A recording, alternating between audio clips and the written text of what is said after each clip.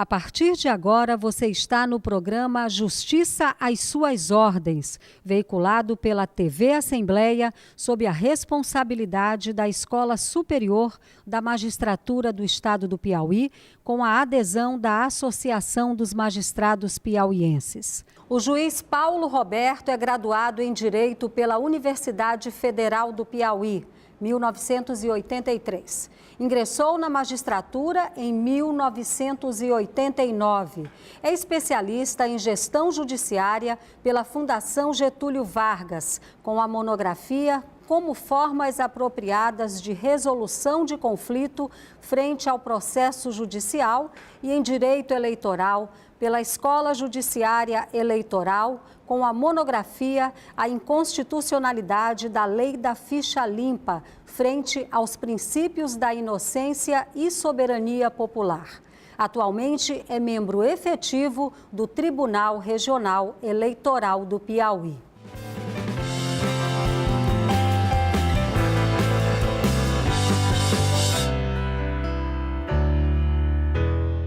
Boa tarde, doutor Paulo Roberto.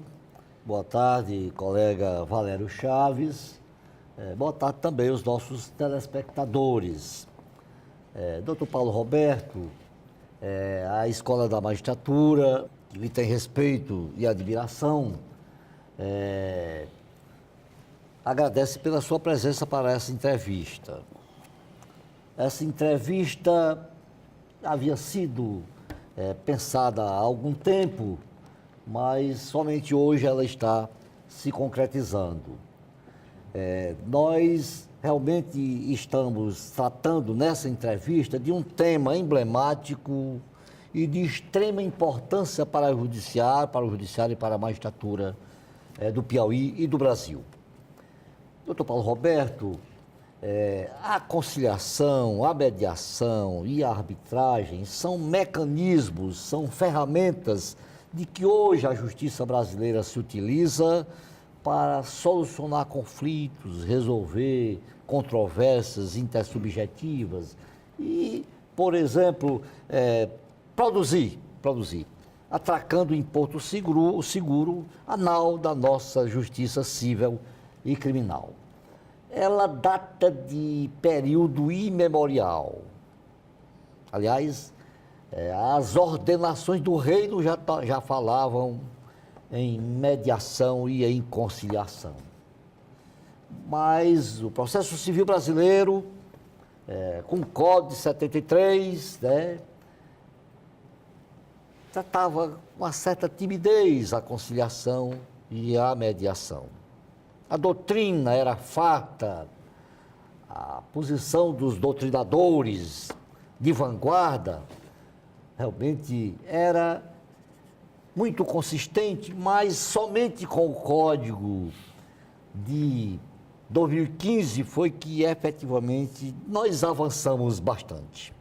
Nós temos um Código de Processo Civil comprometido com a efetividade da jurisdição e preocupado em resolver o problema do cidadão da melhor forma possível, da maneira mais inteligente possível, da forma mais efetivamente interessante possível. E acha que o Código, essa é uma das formas mais inteligentes, menos asfixiante para se solucionar o problema do cidadão que, porventura, tenha algum conflito a ser solucionado. Eu me lembro que, no dia 23 de agosto de 2006, na gestão da ministra Ellen Grace como presidente do Supremo Tribunal e do Conselho Nacional de Justiça, nós inauguramos o Movimento Nacional pela Conciliação, com o Dia Nacional da Conciliação, de que eu participei em Brasília. E depois, eu fui o coordenador no Piauí da conciliação estadual. Foi ainda um movimento não tão enfático, mas de qualquer forma rendeu frutos sazonados para a justiça do Brasil e especialmente para a justiça do Piauí. Eu me recordo que a ministra, lá na abertura do encontro em Brasília, revelava a sua preocupação com as dificuldades que ia enfrentar. E essas dificuldades partiam, segundo ela, dos advogados que estavam preocupados com seus honorários. É claro que hoje isso não mais existe. Depois tivemos a Semana Nacional da Conciliação, mais Semana Nacional da Conciliação, mais Semana Nacional da Conciliação, de que participei de quase todas, e com resultados alvissareiros, com resultados realmente interessantíssimos para a justiça, tanto civil quanto criminal, do nosso Brasil, de muitas leis e de pouca justiça. Vossa Excelência é, sem dúvida, uma das maiores autoridades dessa matéria. Aliás, quando eu instalei na minha gestão como presidente do tribunal o Centro Judiciário de Solução de Conflito, me lembro que Vossa Excelência é exatamente quem estava na linha de frente, e me deu uma ajuda extraordinária. Então, nós criamos aqui, na minha gestão, tanto o centro quanto o núcleo de solução de conflito. Esse centro e esse núcleo, me parece, foram concebidos pelo ministro Peluso, orientado por um dos maiores processualistas vivos do Brasil, chamado Kazu Watanabe, do estado de São Paulo. Então, eu queria, fazendo essas observações, perguntar ao ilustre colega como vê hoje a conciliação com o novo código, a mediação com o novo código e a arbitragem com o novo código. Que nós não podemos mais nem dizer que é método alternativo de solução de conflito, porque o Kazu Watanabe, querendo mostrar que ele deve estar em primeiro plano, diz que eles são métodos integrativos de solução de conflito. Eu queria ouvir de Vossa Excelência exatamente como pensa a esse respeito e o que diz sobre mediação, conciliação e arbitragem. Certo. Agradeço imensamente o convite que me foi formulado pelo programa Justiça às Suas Ordens para falar desse tema que eu reputo a ordem do dia da justiça brasileira. Como bem pontuou Vossa Excelência, embaixador Edivaldo Moura, essa matéria, essa palavra conciliação, ela remonta a datas imemoráveis. E a primeira Carta Política do Brasil, de 1824, já tratava dessa matéria. Inclusive, pontuando, que os conflitos só deveriam se converter em disputa, ou seja, ajuizados, passando previamente por uma conciliação que era presidida pelo juiz de paz, criado naquela carta. Mas que depois, por questões outras políticas e até mesmo, eu acredito, falta de conhecimento da importância que o tema representava, essa matéria não prosperou e ganhou corpo efetivamente nos anos 80, não é? Quando o legislador começou efetivamente a se preocupar com a difusão de formas mais breves, de tornar o processo mais pragmático, de fazer com que a justiça desse respostas mais imediatas aos seus jurisdicionados.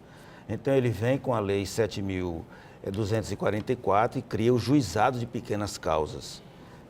Depois, isso em 1984. Depois, em 1994, uma reforma é feita no Código de Processo Civil, com a Lei 8.952, e cria-se o inciso 4, no artigo 125 do Código de Processo 73, dizendo o seguinte, no capítulo das obrigações, dos deveres e responsabilidades dos juízes, dizendo que o juiz deveria reunir as partes a qualquer tempo para tentar conciliá-las antes da sentença final.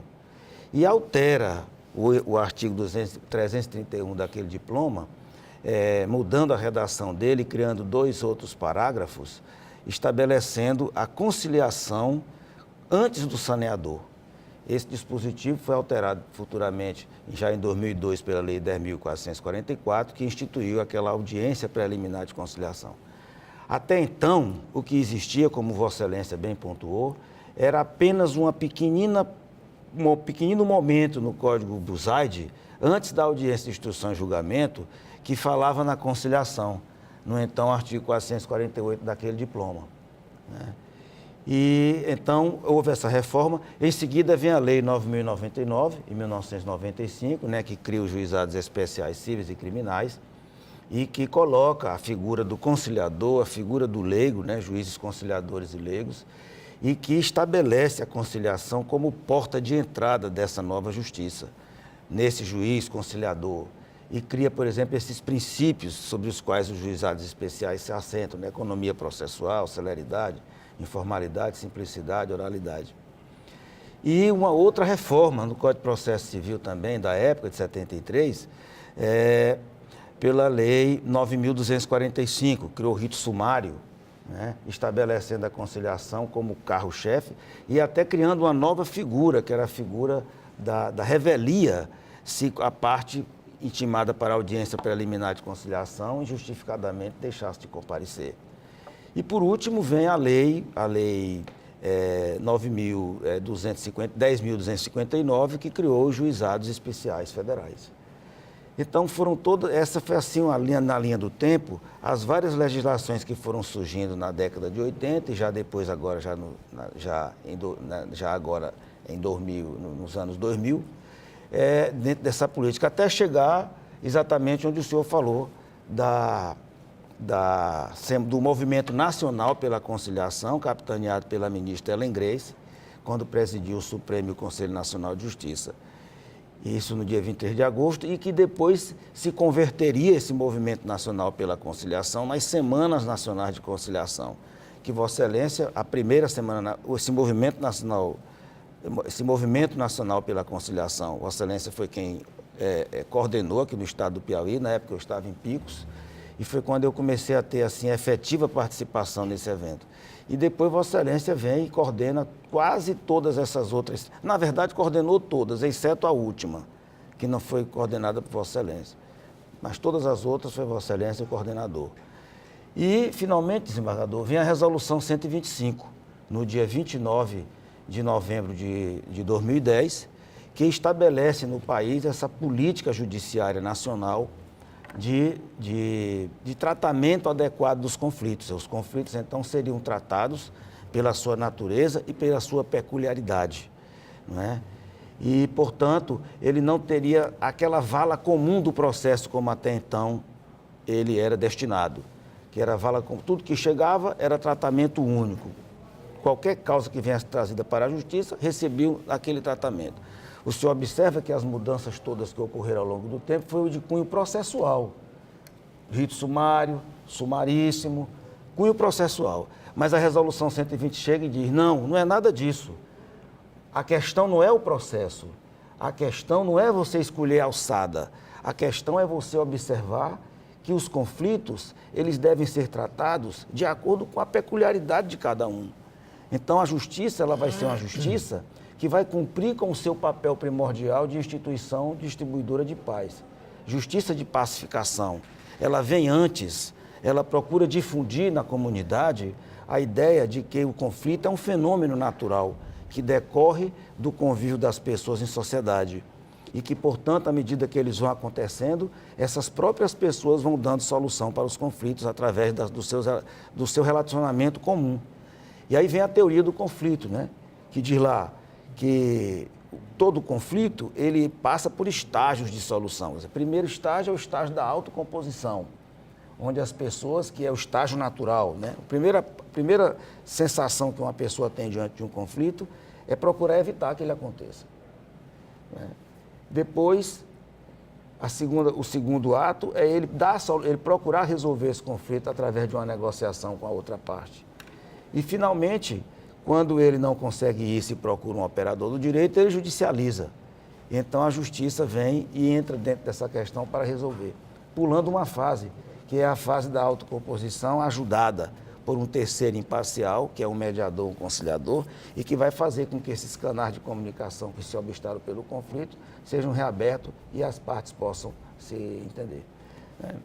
E o Código de Processo Civil ele vem exatamente para fazer com que isso aconteça, colocando essa audiência preliminar, não é, como medida de alerta para as partes, dizendo, olha, se você não exaurir a fase da autocomposição, o juiz vai mandar você fazer isso com a audiência preliminar de mediação e de conciliação, né, colocando, portanto, esse ato como procedimento. E logo em seguida, por último, a Lei 13.140, que regulamenta a mediação no Brasil. Nós vamos ter aqui um ligeiro intervalo, né? Vossa Excelência se ouve admiravelmente com a sua resposta, após o que iremos recomeçar a entrevista com a pergunta do nosso colega e amigo Valério Chaves.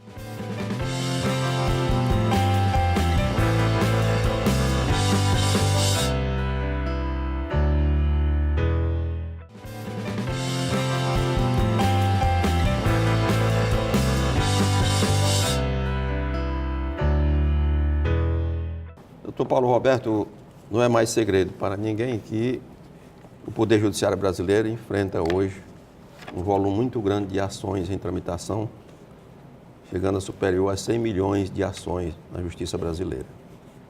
E o Conselho Nacional de Justiça tem procurado incentivar a prática da autocomposição de conflitos.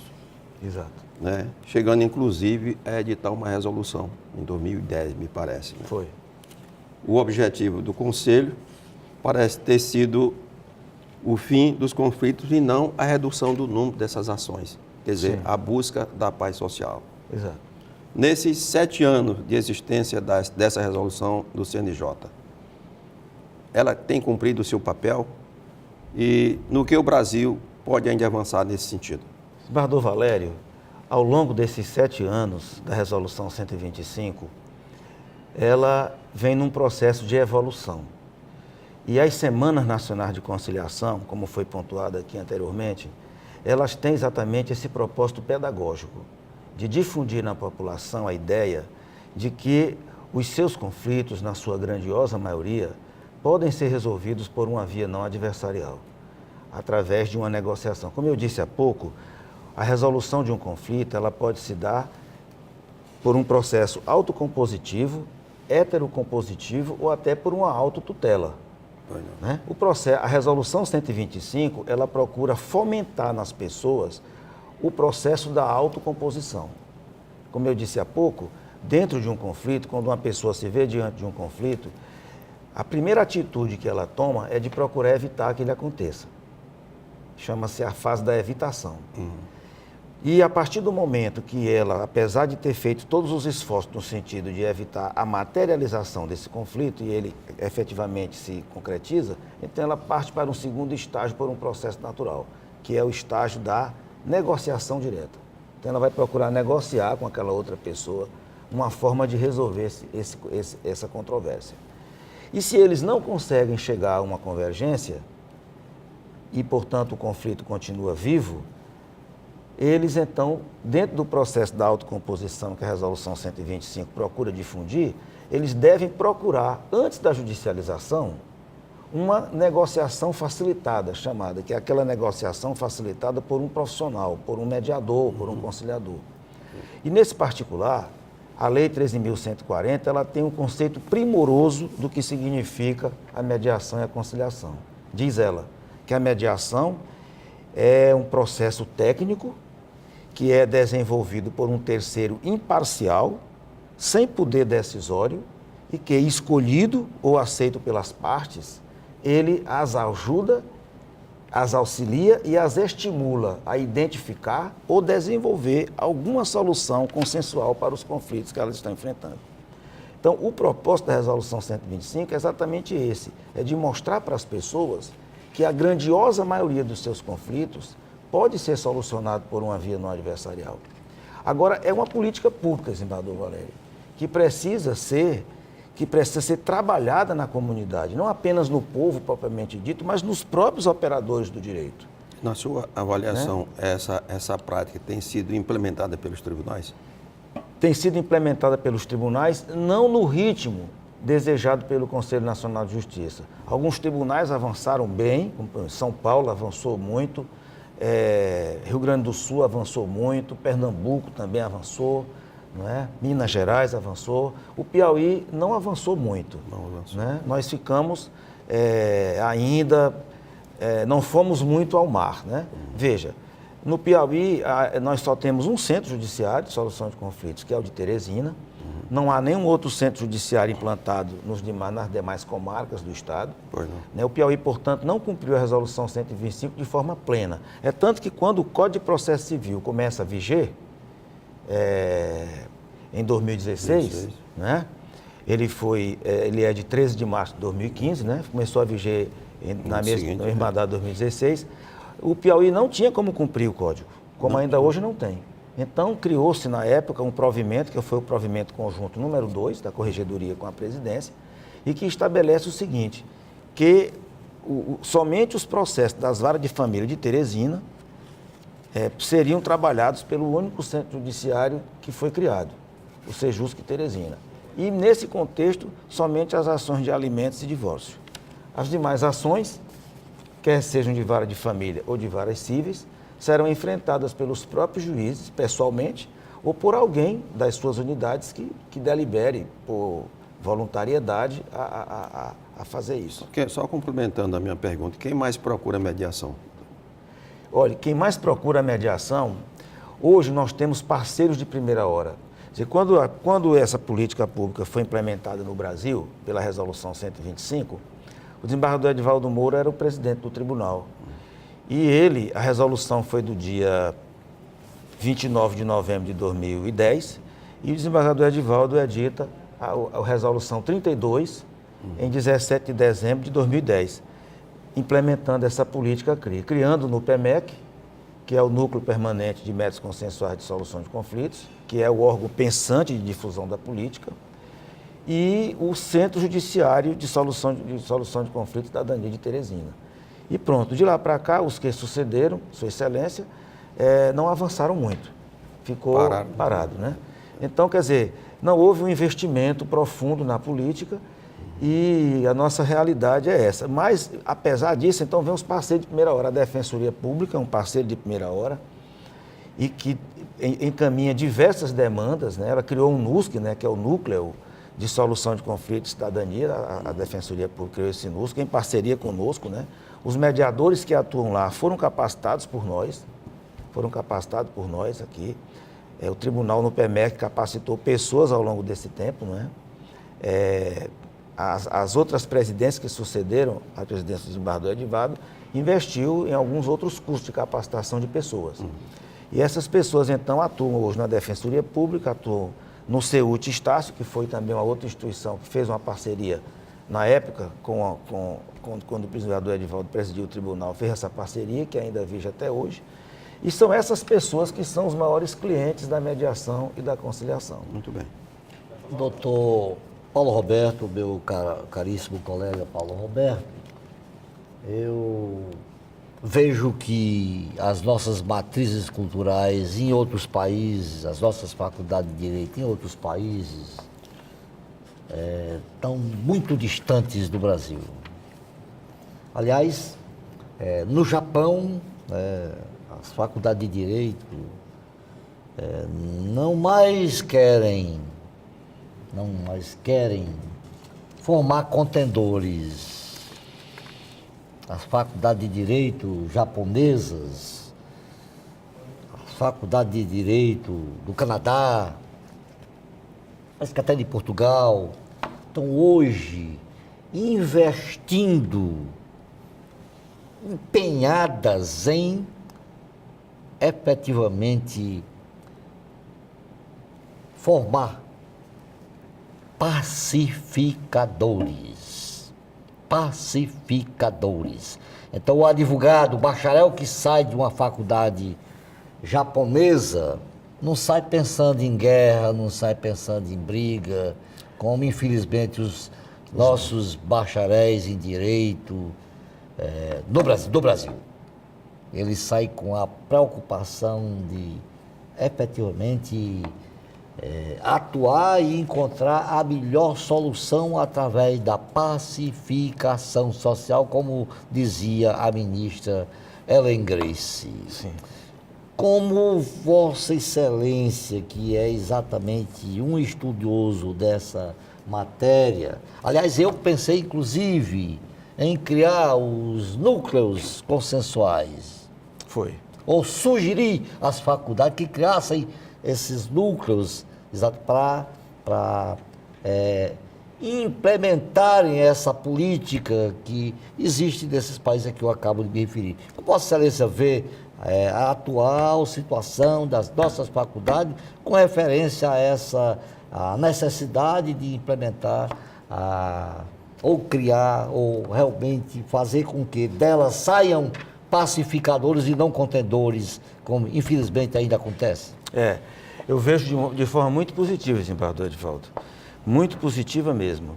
As faculdades hoje, todas as instituições de ensino hoje, Brasil afora e aqui no Piauí não é diferente, demonstram uma preocupação muito grande nesse sentido. A própria Resolução 125 estabeleceu como uma das atribuições do Conselho Nacional de Justiça na difusão dessa política, essas tratativas com o Ministério da Educação, no sentido de se colocar na grade curricular dos cursos de direito e dos cursos todos de uma forma geral, porque falar de conciliação e mediação não está apenas restrita à seara do direito. Todos os profissionais podem utilizar dentro das suas trincheiras, dentro das suas... Olha eu aqui falando trincheira. Trincheira lembra guerra, lembra conflito, né? Mas dentro das suas esferas de atribuição, a ideia da mediação e da conciliação. Então, por exemplo, já está em franca tramitação, agora na gestão do desembargador Erivan, convênios que estão sendo firmados com todas as instituições de ensino superior de Teresina, privadas e até públicas também, a Universidade Federal é uma delas, no sentido da criação de centros judiciários de solução de conflitos e cidadania nessas universidades, nessas faculdades, com custo para elas, o custo nenhum do tribunal, o tribunal entraria apenas com a atribuição de capacitar as pessoas que trabalhariam nesses sejusques, né? E está em franca tramitação. Eu acredito que o desembargador Erivan deve estar agora, nesses próximos dias, já marcando uma solenidade para a assinatura dessa parceria que será firmada entre o Poder Judiciário e essas instituições de ensino superior, para mudar realmente essa ideia. Porque, se os senhores observarem, ao longo do tempo, o processo realmente ele estabelece uma figura adversarial. O processo, essa ferramenta que a justiça utiliza para dirimir os conflitos que lhes são trazidos. Como é que é uma sala de audiências? Uma sala de audiência é uma mesa em T, onde de um lado fica posicionado o réu, do outro posicionado o autor, com seus advogados, e montando as suas estratégias, não é? Para fulminar, se auto-fulminarem mutuamente, né? E o juiz ali no meio, apenas evitando os golpes baixos, né? Administrando esse conflito que o Código de Processo... O bacharel em Direito no Brasil é uma pessoa que até agora, não muito distante, foi talhada para a beligerância, para o conflito. E o que é a mediação? É uma mesa redonda, como essa que nós estamos aqui sentados, onde todos estamos nivelados. Ela dá a ideia do nivelamento, do ombreamento, né? Doutor Paulo Roberto, nós sabemos que os juizados especiais foram criados com uma proposta de agilizar a tramitação de ações. O que não vem acontecendo nesse sentido, há muita crítica nesse sentido, nós sabemos disso.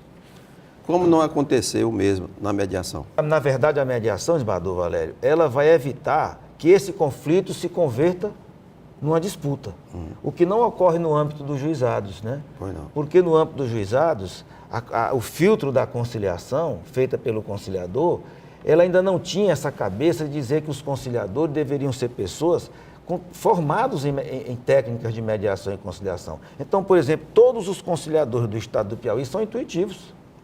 Nenhum deles tem conhecimento de técnica. Não tem. Então, isso aí é um fator muito negativo para que essas ações não fiquem no filtro que eles estabeleceram. Pois não. Então, a Resolução 120 chega para dizer que não é possível nos sejusques e nem nos juizados a atuação de mediadores e conciliadores que não sejam formados para esse desiderato.